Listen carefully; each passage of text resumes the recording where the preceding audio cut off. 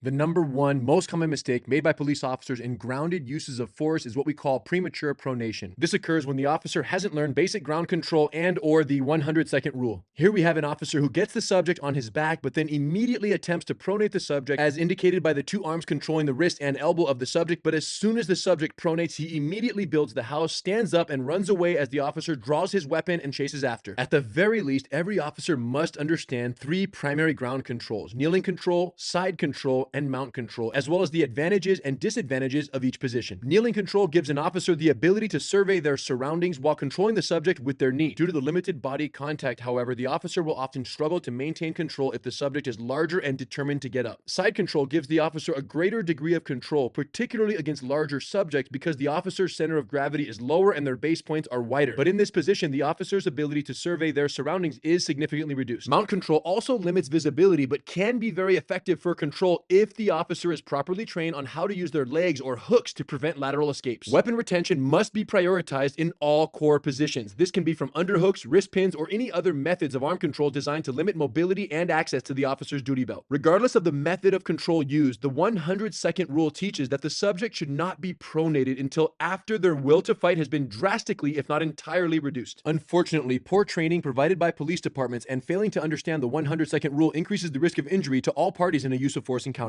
You guys, I've said it before and I'll say it again. Not every police officer needs to be a black belt in jiu-jitsu, but every police officer needs to understand the basics of ground survival and ground control. Join us at gracieuniversity.com/GST and let's make sure the officers within your agencies are well equipped for worst case scenarios.